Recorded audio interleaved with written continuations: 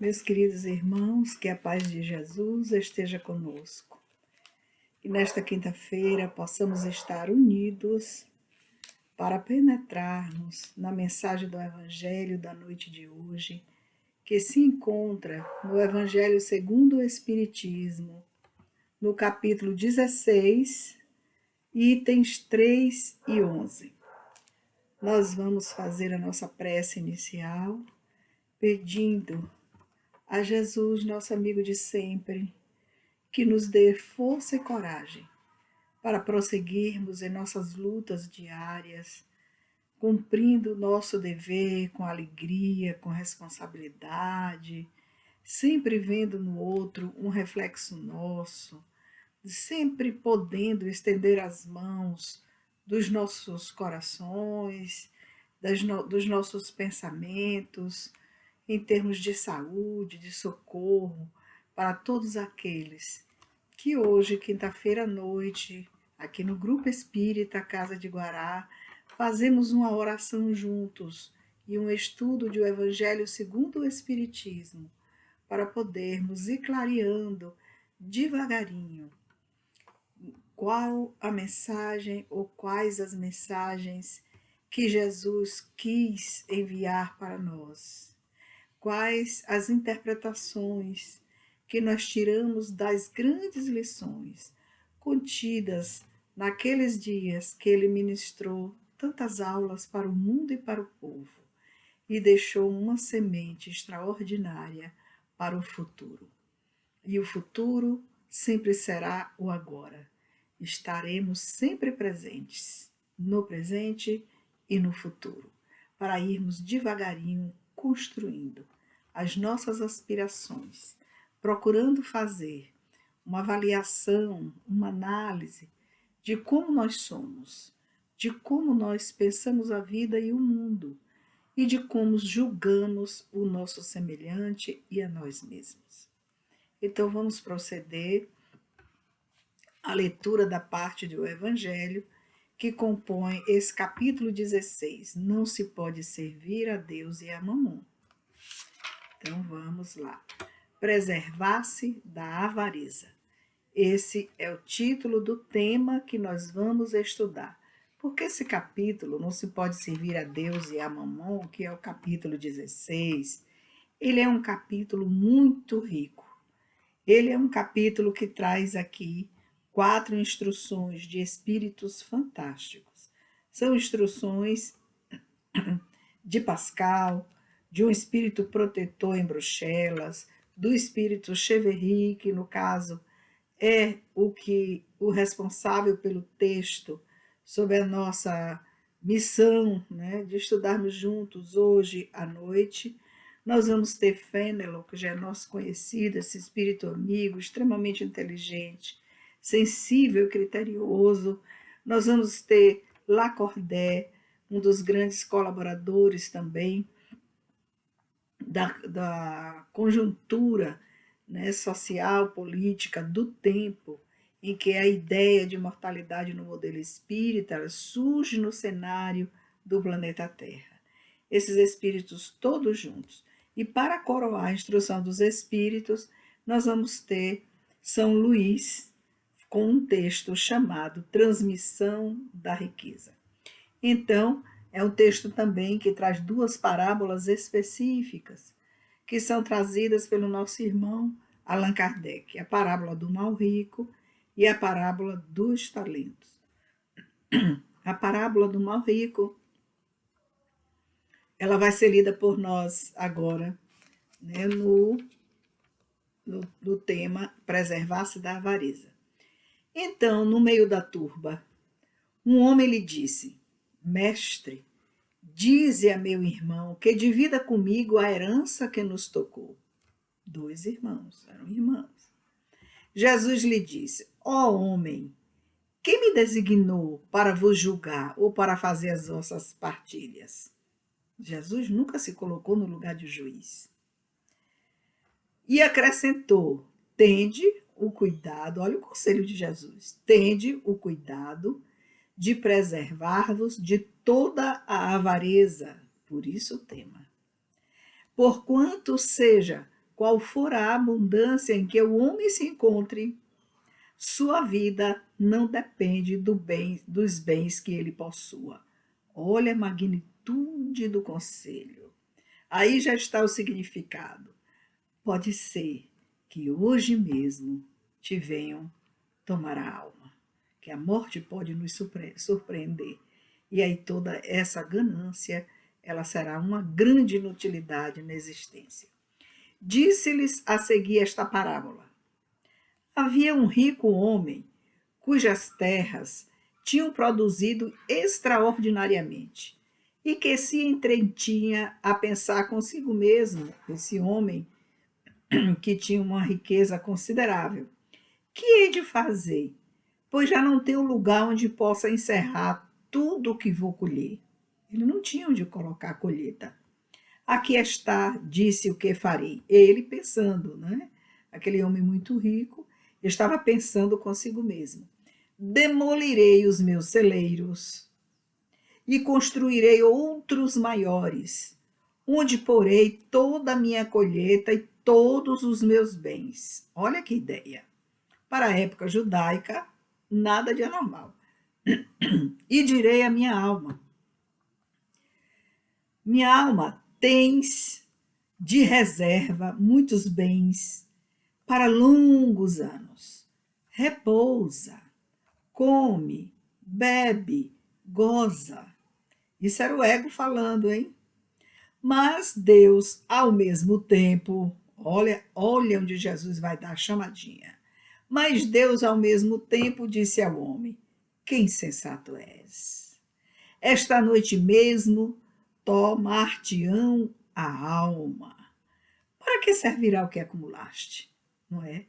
Aí vem a decepção. Trabalhei uma vida inteira para acumular riquezas para deixar para os meus filhos. E então eu tiro a chance e a oportunidade deles mesmos se esforçarem para construir o seu próprio caminho. Mas Jesus não era contra a riqueza, porque há dois tipos específicos de riqueza, né? A riqueza do ouro e a riqueza da inteligência. Nós vamos ver como essas duas posses, né, que o homem pode ter acesso, que é a riqueza do ouro e a riqueza da inteligência, ela pode ser uma utilidade na mão daquele que já tem a consciência do dever ou dos deveres a serem cumpridos. E principalmente daquela lição que Jesus nos dá, que é o de amar o próximo como a nós mesmos. A medida da caridade. Ama a teu próximo como a ti mesmo. É o que acontece, aquele que acumula tesouros para si próprio e que não é rico diante de Deus. Aí é Lucas, capítulo 12, versículos de 13 a 21. Nós vamos ver aqui, nesse capítulo 16, que Allan Kardec, orientado pelos espíritos, ele recorre a essa passagem que está em Lucas, em Mateus, em Marcos. Todos os 4 evangelistas trabalham com esse tema de não se pode servir a Deus e a Mamon, fazendo a separação e esclarecendo os homens como se deve usar a riqueza da inteligência e como deve ser usada a riqueza do ouro, sem que o espírito se comprometa para o futuro, né? De forma que a utilização desses tesouros eles possam servir para desenvolver outras pessoas que estão ali conosco, seja em nossos lares, em nossa família, seja em nossa cidade, ou em outros lugares onde queiramos e possamos colaborar. Então, a gente tem Médicos Sem Fronteiras e uma série de entidades aí que trabalham muito para o progresso moral e espiritual das pessoas. Vamos ver aqui como é que é desenvolvido por Cheverry o tema a avareza, que está lá no item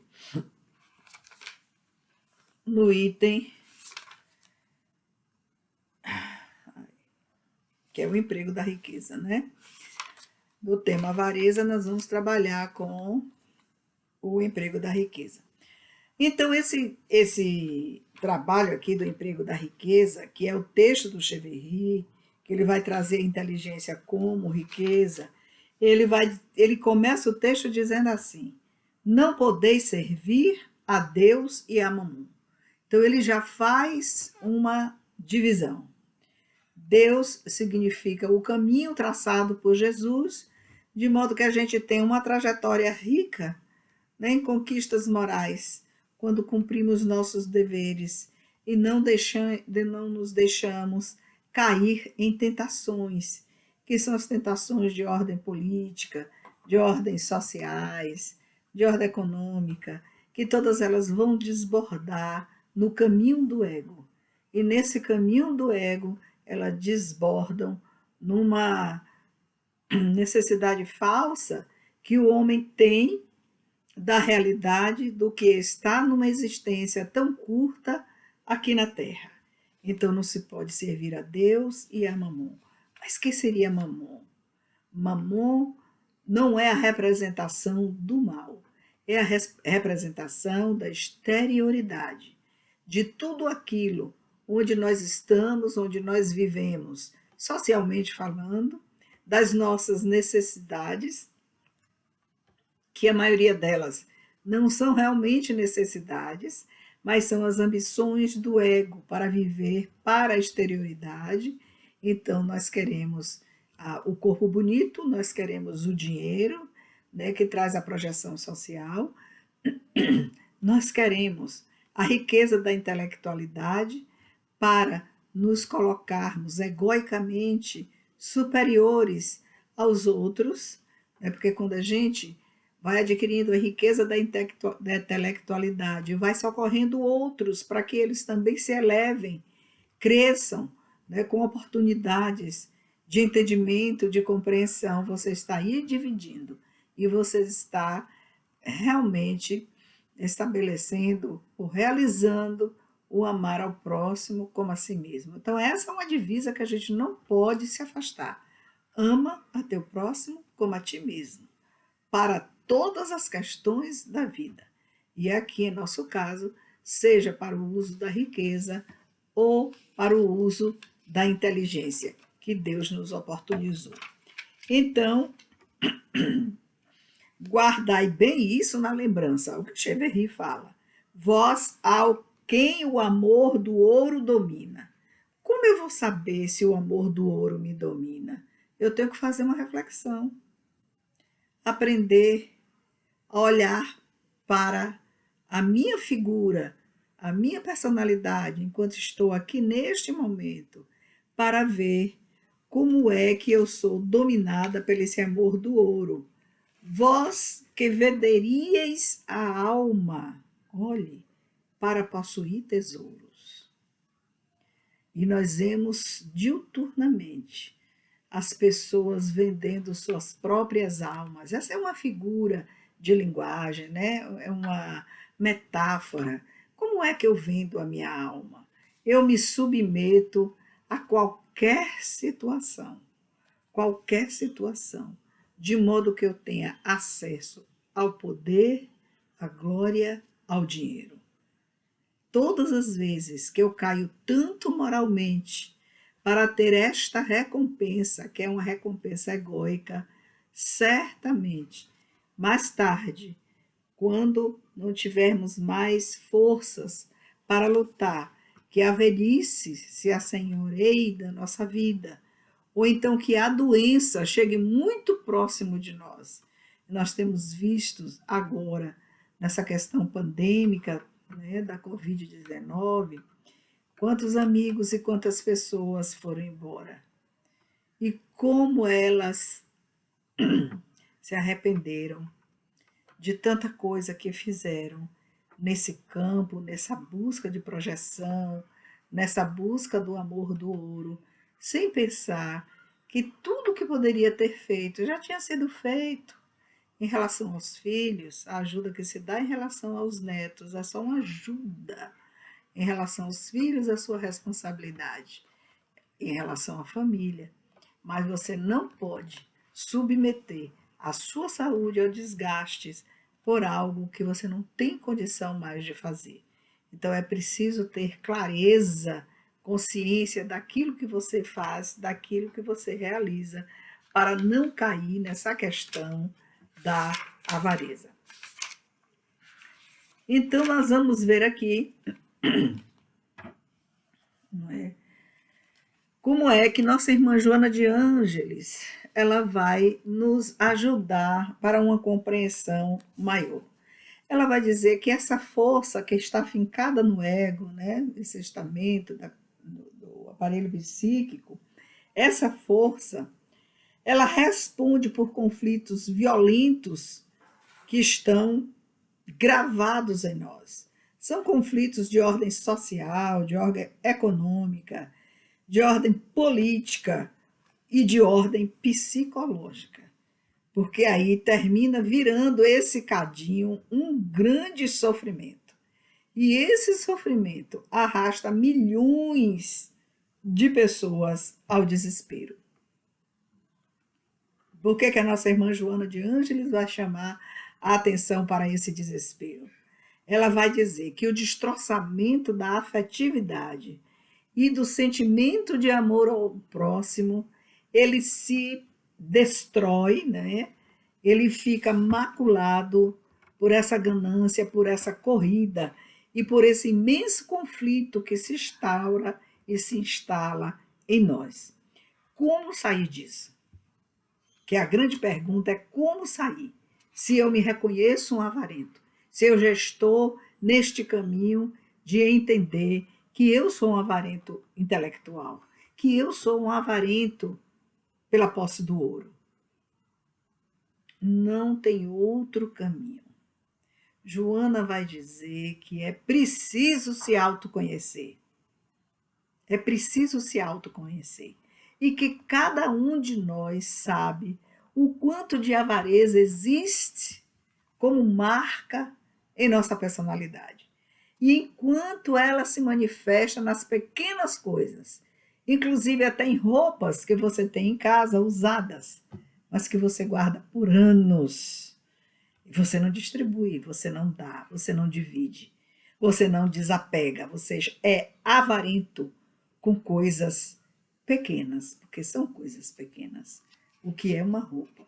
Agora imagine a dimensão, como ela nos chama a atenção, a dimensão para a questão de você possuir mais e mais e mais. Não é? Essa força que ela diz que é quase incoercível.